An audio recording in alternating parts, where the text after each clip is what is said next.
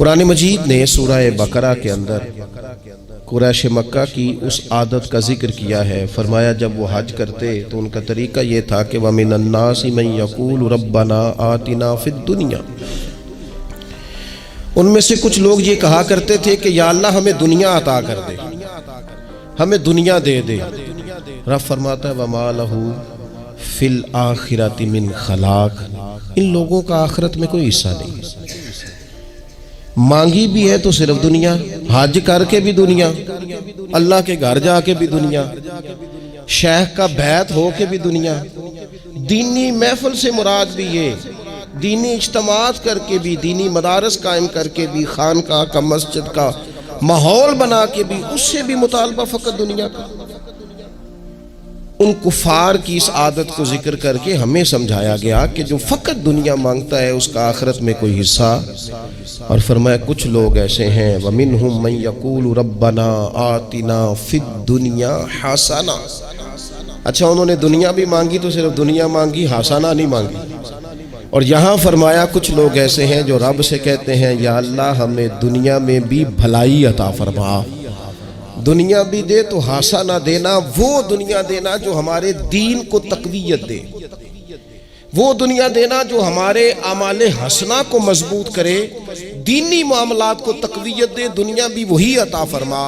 اور ساتھ کہتے ہیں وَفِي الْآخِرَةِ حَسَنَةً، یا اللہ ہمیں آخرت میں بھی بھلائی ہی عطا فرما، وَقِنَا عَذَابَ النَّارِ، اور ہمیں دوزخ کے عذاب سے بچا، اولئک لہم نصیب مما کسبوا، فرمایا ایسوں کو ان کی کمائی ہی ملے گی، جو انہوں نے کیا ہے وہ خوش نصیبی انہیں ضرور میسر آئے گی، چونکہ دنیا بھی مانگ رہے ہیں، آخرت بھی مانگ رہے ہیں۔ ہمیشہ کوئی بھی کام کریں کسی قسم کا بھی، اس میں یہ دیکھیں کہ کیا اس میں میرے لیے کوئی ذخیرہ آخرت بنے گا،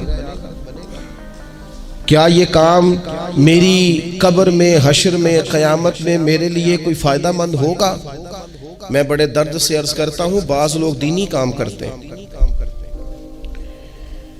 اور ان سے جب سوالات کیے جاتے ہیں تو وہ بعض اوقات تکلیف دہ معاملہ ہو جاتا ہے کہ اس دینی کام کے پیچھے بھی وہ والا خلوص نہیں جو ایک مسلمان کا رب و رسول کے ساتھ ہونا چاہیے، اس دینی کام کے پیچھے بھی کچھ دنیاوی مقاصد موجود ہیں۔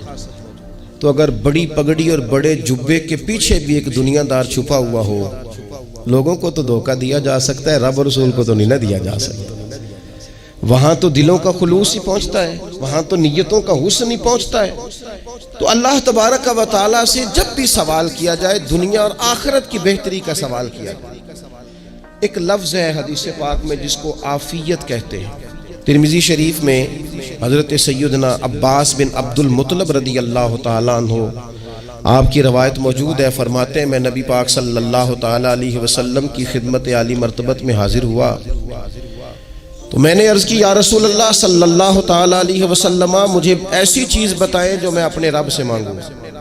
چیز مانگنی ہوتی ہے نا، بعض اوقات موقع ملتا ہے تو کئی دفعہ انسان امتحان میں آ جاتا ہے، کیا مجھے موقع مل گیا ہے، مجھے کہا گیا کچھ مانگ لو تو بھلا میں کیا مانگوں۔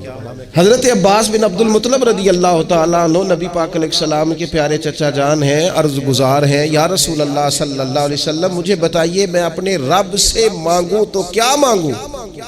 تو حضور نے فرمایا رب سے عافیت مانگو۔ کہتے میں کچھ دن رکا، کچھ دنوں کے بعد پھر حاضر بارگاہ ہوا اور عرض کی یا رسول اللہ صلی اللہ تعالیٰ علیہ وسلم مجھے بتائیے میں اپنے مالک سے مانگوں تو کیا مانگوں؟ تو حضور نے پھر فرمایا اللہ سے مانگنا تو عافیت مانگنا۔ بزرگ فرماتے ہیں یہ عافیت کیا ہے؟ عافیت یہ ہے کہ یا اللہ ظاہری پریشانیاں، باطنی پریشانیاں، اے اللہ ظاہر کے میل کچیل بھی دور ہو جائیں، باطن کے بھی دور ہو جائیں، اے اللہ ہر معاملے میں، ہر آزمائش میں، ہر دکھ میں ہمیں تیری پناہ نصیب ہو جائے۔ یہ عافیت ہے۔ اور صوفیہ کرام فرماتے ہیں عافیت سے بڑی نعمت کوئی نہیں اگر کسی کو میسر آئے، عافیت سے بڑا حسن کوئی نہیں اگر کسی شخص کو یہ نصیب ہو جائے۔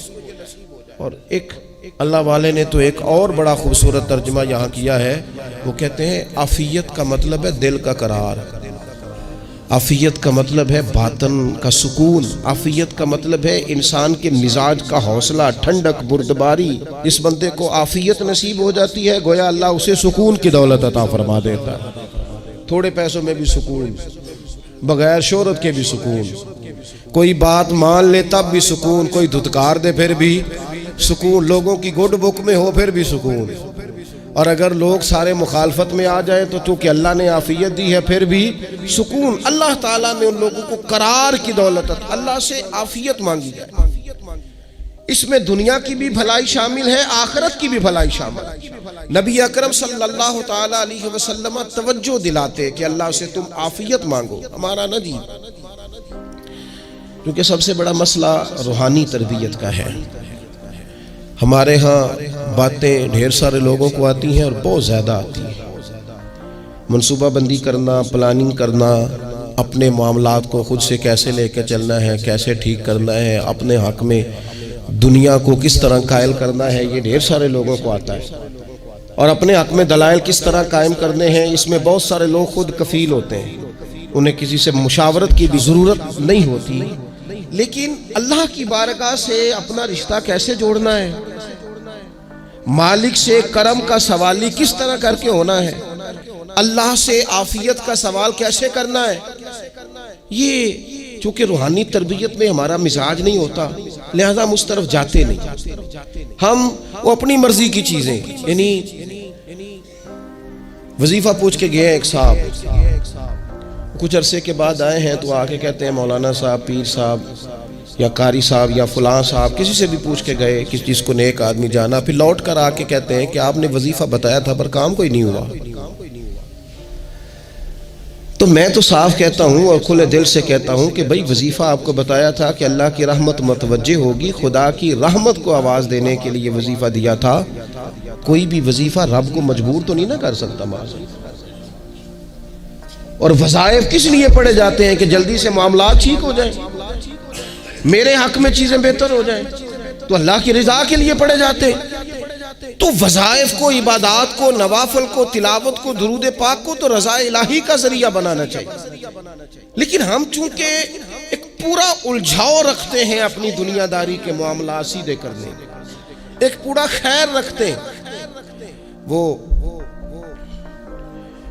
लोग मिलते रहते हैं मुख्तलिफ बुजुर्गों की निस्बत के ताल्लुक से, तो बाज़ जगहों पे बाज़ लोग बड़े तेज़ होते हैं, यानी उनसे आपकी मुलाकात होती है तो बंदे को महसूस होता है कि यार इसे तो पहले ही सारी बातों का पता है। और कई दफ़ा उनसे मिलने के बाद एहसास होता है कि यार इससे तो थोड़ा सीख ही लेते तो बेहतर था, ये तो बात बड़ी आगे निकल गई। सारा पता होता है, बाशऊर होते हैं, लेकिन डर आता है अल्लाह से। इतना बाशऊर आदमी, समझदार, पंचायत, परया, लोग, दीन, दुनिया सारा पता है, नमाज का टाइम आ गया तो वो छुपता फिरता है। उसकी तबीयत पर बोझ बन रहा है माज़अल्लाह अल्लाह के हुजूर हाजिर होना, उसे खैर का काम करना पड़ रहा है तो वो इधर उधर निकलता जा रहा है। तो सवाल ये है कि फिर ये शऊर का क्या मतलब रखा हुआ है हमने? फिर अल्लाह से दुआ करने की जरूरत नहीं। वो हजरत आरिफ रूमी रहमतुल्लाह ताला अलैह फरमाया करते थे, बाज लोगों को रब सारा कुछ देता है, सजदे की तौफीक नहीं देता। इसका मतलब यह है कि वो कहता है ये सारा कुछ ले और निकल जा, मेरे घर ना आना, रख सारा कुछ पास। रब से आफियत मांगी जाए, उससे उसका फजल मांगा जाए, उससे उसका करम मांगा जाए। अल्लाह के प्यारे रसूल सल्लल्लाहु ताला अलैहि वसल्लम इस आफियत मांगने पर जोर देते, तवज्जो देते। मैं आपको सही बताता हूं,